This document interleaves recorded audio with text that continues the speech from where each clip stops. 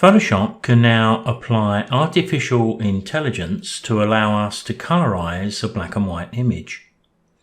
Now this is great for old family pictures, but it also has a creative aspect too. So let's make a start in Photoshop with this image. It's not exactly an old family photo, but it's going to do just the same thing. We need to begin by going to our filters menu at the top left of the screen and selecting neural filters.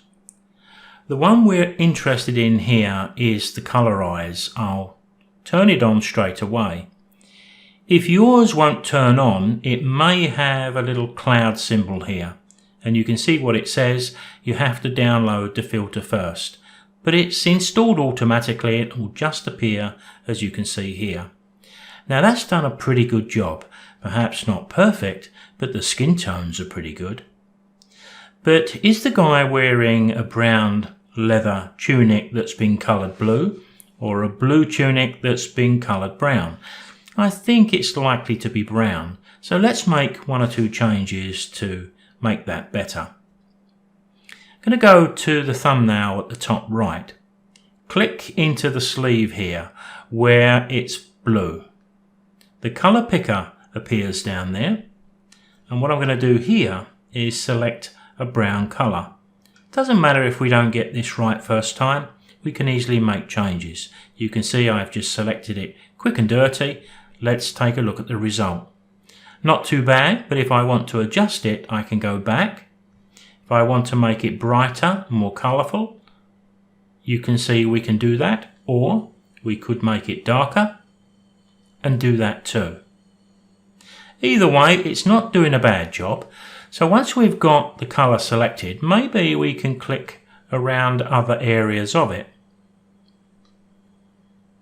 There you can see I'm looking at the crease just above his thumb, and it picks up the same brown colour. So within a short space of time, we've got a pretty good result here. Now we do have options on how to output this. I'm going to choose Smart Filter.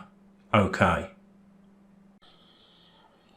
So here we can double click the words neural filters, and that'll take us straight back in to adjust the colour if we need to, but we've also got a mask. So if we wanted to remove the colour in a strategic area, let's say the peak of the cap, I could zoom in, pick up black as my foreground colour, a soft edge brush. The flow rate at the top of the screen is set to 10%. I could probably get away with that a bit higher, 30%. Slightly smaller brush, and as you can see, with a bit of care, I could take all the colour from that and take it back to its original shiny, I was going to say black, but it's not entirely black, but it's catching the light. But you get the idea. Pretty quick and easy to do.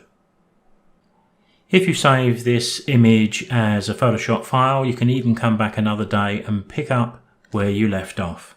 Let's look at another example. Now this image is an old image, as you can see, from the First World War, and all I've done is to open it up and apply the fully automatic Colourise. But we do have some options. For example, if I turn off the auto colour, we'll see it go back to its original sepia tone, and if I drop down the adjustments, we have a number of colours here. But we could also use the options that we used before by clicking in certain areas and maybe selecting a colour. Let's try a dark red there. There we can see the change, and I could click in one or two other places if I wanted to increase that colour. So we could colour the images completely manually if we wanted to.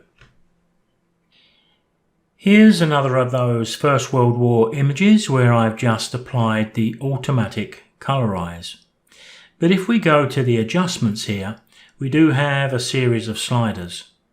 We do have quite a number of profiles, but we can't look at those in a 5-minute video. But here, as an example, if we wanted to bring the yellow slider down a little bit, we can see the effect instantly on the image. maybe the saturation. Let's take the saturation up a little bit. Nothing's lost here if you do something that you don't like, because all you've got to do is to return them to the center. Whatever you choose, that actually didn't look too bad, did it? A little bit of yellow and a little bit of red.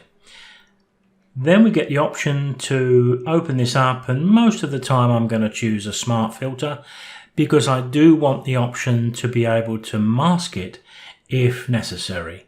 So let's click OK and take a look. Now, I very much doubt that these vehicles in the First World War came in the colour of the front of that car, so here I've used a mask and my brush to just remove that colour.